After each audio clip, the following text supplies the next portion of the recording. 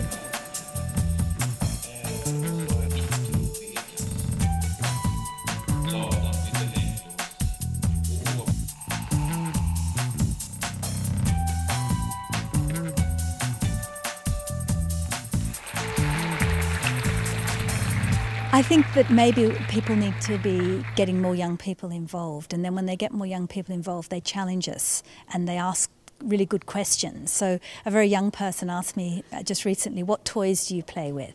And then I realised, an adult, we don't really play with toys, but it's a really good question. Why don't I play? What stops me playing? Should I be playing as an adult? And sometimes those questions really make you think in much more detail.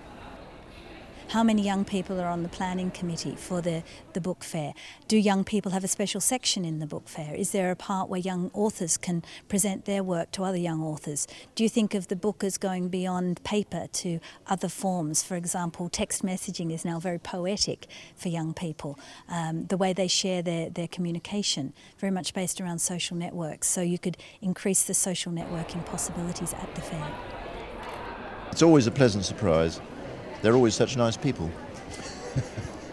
I've never been to the book fair, nor indeed to Göteborg at all.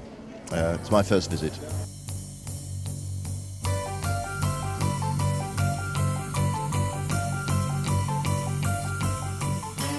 I'm very happy today. I'm very, very proud because it's a dream come true. It started as a small fair for librarians, and now it's worldwide. almost every year we have a Nobel Prize winner in literature coming to the book fair. Almost every year. And if they not had a prize when they came to the book fair, they will have it afterwards. We have had more than 20 of them. So if you are interested to have a Nobel Prize in literature, come to the book fair in Göteborg.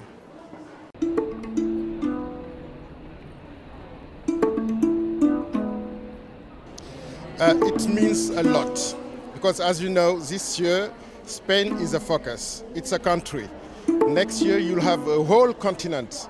Africa is comprised of 53 countries, so it will be an occasion to show an aspect of Africa here in Göteborg.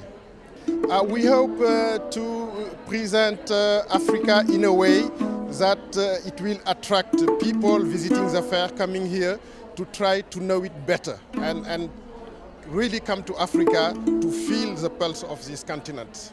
We have a tradition in Africa of oral literature, oral transmission. We'll try to put a focus on this aspect too.